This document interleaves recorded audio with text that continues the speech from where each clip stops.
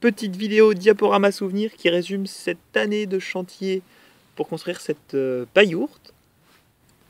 Alors un petit aperçu, cette paillourte fait 49,5 m². Elle a été posée sur des fondations en pierre, avec un soubassement en pierre ponce. Les murs sont en paille porteuse, enduite en terre à l'intérieur et en terre paille chaud à l'extérieur. Dessus est posée une charpente réciproque avec une toiture végétalisée. C'est une maison qui aura coûté au final 20 000 € et qui aura nécessité une grosse année de travaux avec une partie chantier participatif pendant 4 mois et demi, qui a vu passer à peu près 100 personnes sur le chantier. Donc tout a commencé sur ce petit terrain sur lequel il y avait déjà un bâtiment en pierre, mais le bâtiment était dans un état bien avancé parce qu'il avait plus de toiture depuis longtemps. Donc du coup les murs étaient gonflés d'eau, les murs en pierre étaient gonflés d'eau. Donc il n'y avait pas grand chose à en récupérer, il y avait déjà pas mal de parties de murs qui étaient éboulées. Donc pour restaurer, il a fallu tout démonter et remonter, ce que je ne me voyais pas faire. Du coup on a commencé par trier tout ce qu'il y avait à récupérer. On a gardé la charpente vermoulue pour brûler l'hiver, on a trié les tuiles dont on se servira plus tard pour faire un support drainant pour la toiture végétalisée.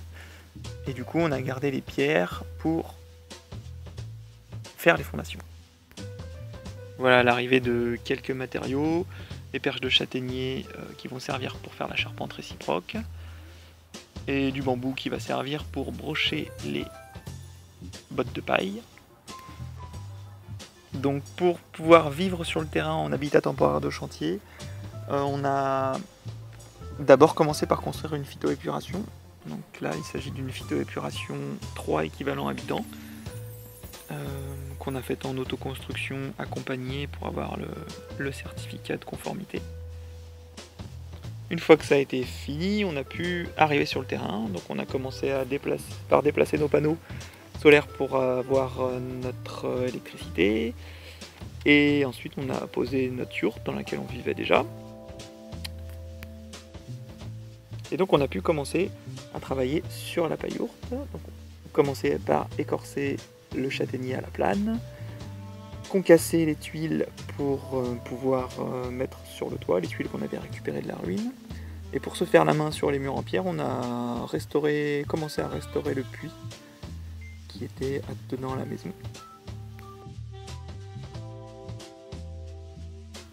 Un des rares engins mécaniques qui est intervenu sur le chantier, c'est une mini-pelle, ce qui nous a quand même pas mal facilité le travail. Donc elle est venue nous creuser une tranchée pour qu'on puisse faire les fondations. Donc là on voit que j'ai posé des réservations pour passer les canalisations, les gaines, etc. Et on a commencé à trier les pierres pour prendre les plus grosses pour mettre au fond de la tranchée. Donc les pierres sont posées comme un mur en pierre, c'est-à-dire elles sont calées les unes avec les autres. On a quand même par sécurité, on les a collées au mortier à la chaux. Ensuite on a posé un drain périphérique des fondations, ce qui permet qu'elles restent toujours au sec. Et là-dessus, la pelle est revenue pour creuser un trou à l'intérieur des fondations, pour décaisser la terre, histoire de stabiliser un peu plus le sol sous le plancher, disons, sous la dalle. Et donc on a fait venir un espèce de déchet de carrière, là, du caillou, une moitié caillouteux sableux, qu'on a étalé au milieu des fondations. Sur ces belles fondations en pierre, on a pu commencer à monter les murs de soubassement, donc un soubassement en bloc de pierre ponce. On s'était fait une pige pour avoir un cercle parfait quand on les posait. Quand ça a eu été fini, on a posé un drain de ventilation sous le hérisson. Et le hérisson est constitué de verre cellulaire. Le verre cellulaire, ça fait notre hérisson, donc c'est drainant, non capillaire et isolant. En parallèle, on continue à préparer notre châtaignier, l'écorcer, le poncer, l'huiler, et puis plein de petites choses, par exemple des la découpe des petites broches pour brocher les bottes de paille, la préparation des cadres de porte, des morceaux de lisse basse faits en contreplaqué marine 22 mm. Donc on a mis pour cette lisse basse une feuille de rupture capillaire. Ensuite on a assemblé 2 feuilles de contreplaqué 22 mm qui constituent notre lisse basse. Le premier rang de paille sera broché sur ces petites broches en châtaignier.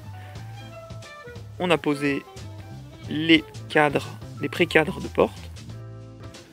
Et vient le grand jour où nous avons été chercher la paille. Alors j'ai pas de photo du chargement de la paille, mais on l'a fait avec, on était une petite dizaine et c'était pas trop, c'était très physique. Le déchargement en plein soleil, il était tout autant. Et on a stocké ça dans une structure de barnum qu'on a bâché.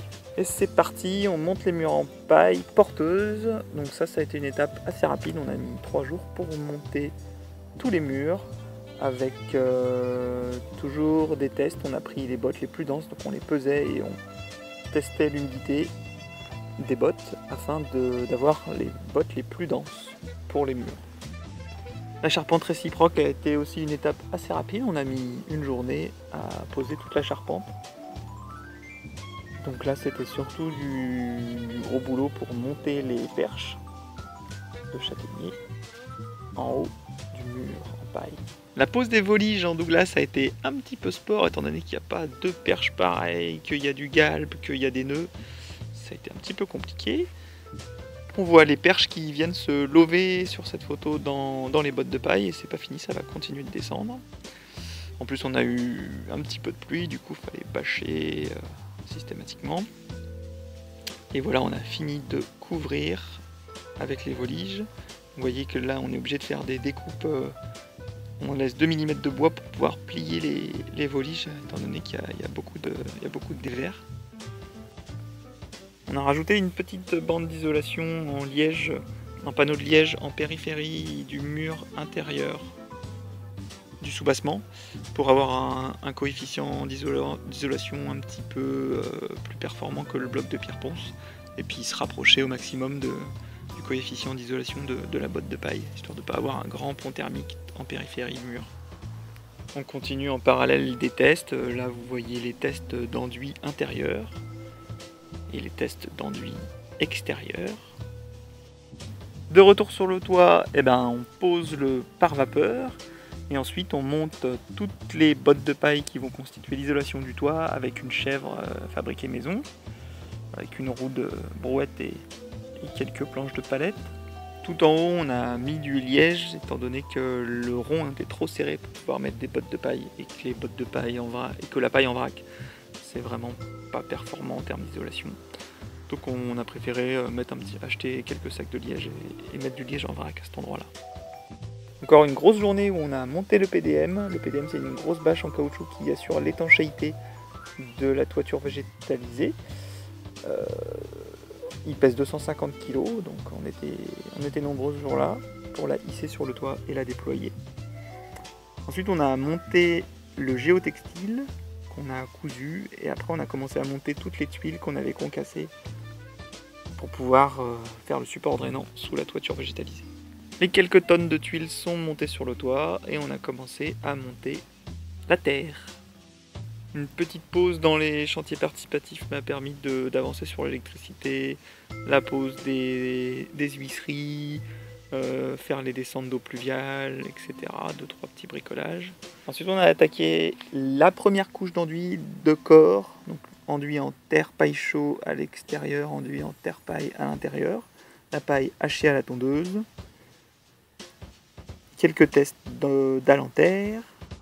On a posé quelques plots en béton de chaux, histoire d'accueillir les poteaux du futur lit mezzanine qui arrivera plus tard, avant d'attaquer la dalle en terre coulée, lissée à la règle, donc ça c'est de la couche de corps. Et voici le résultat de la première couche de corps. Deuxième couche d'enduit de corps, la pose des profilés alu sur le toit, et l'installation des chaînes de pluie, la construction du lit mezzanine qui sera fermé avec des cloisons en torchis. Donc là j'attaque la construction du clocheton qui est notre puits de lumière zénithale. Donc j'ai tout à préparer les assemblages de bois au sol pour après le hisser, le monter tranquillement en haut. C'est un clocheton qui est couvert en tuiles plates, donc beaucoup de découpe pour ce petit clocheton. C'est ici aussi que sortira les fumées du poêle. Il est isolé en laine de bois et du contreplaqué pour faire joli. Plein de petits travaux périphériques, la marche en pierre devant l'entrée, l'installation électrique. C'est l'hiver, alors je me mets au chaud et je fais un petit peu de mobilier. Donc là j'ai construit l'escalier pour aller en haut de la mezzanine. Les cloisons en torchis du lit mezzanine, donc un petit trémies en bambou fendu et préparation des torches pour le torchis. Voilà ce que ça donne.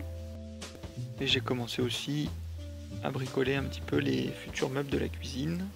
On a posé de la terre cuite, de la tomate sur un tiers de la paillourte dans la partie cuisine. Voilà la pose de la tomate sur lit de sable, croûté à la chaux, jointé à la chaux aussi. Les tomates ont été traitées au lait entier pour les saturer de gras. On a profité de l'arrivée du printemps pour planter quelques petites plantes grasses sur le toit. Et après une grosse semaine à tamiser de la terre pour préparer les enduits de finition, on a commencé les enduits de finition intérieur puis extérieur. Encore un petit peu de tamisage pour faire la dalle de finition. Donc la dalle en terre crue, coulée.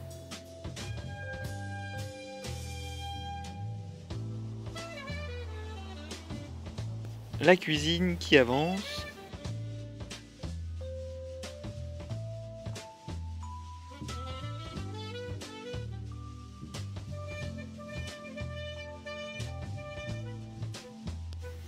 Les portes qui mènent à la chambre de notre fille sous le lit mezzanine. Je vous laisse avec une petite vidéo que j'ai tournée juste avant l'emménagement pour vous montrer là où on en était 1 an et 1 mois après le début du chantier.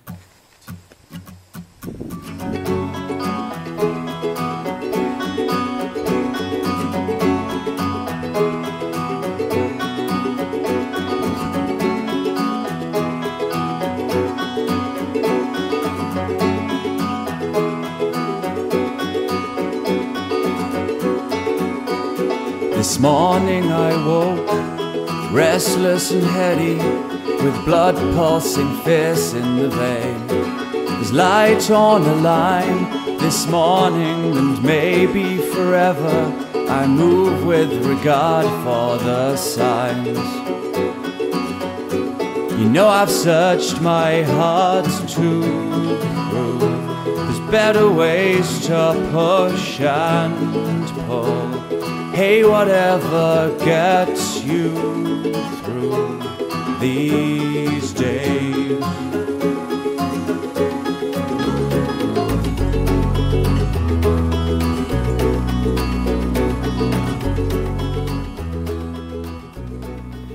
Et si vous voulez plus de détails sur la construction, sur certains points de détail, sur des retours d'expérience, sur comment ça a vécu, des détails sur le budget ou autre, vous pouvez vous connecter sur david.mercereau.info/payourte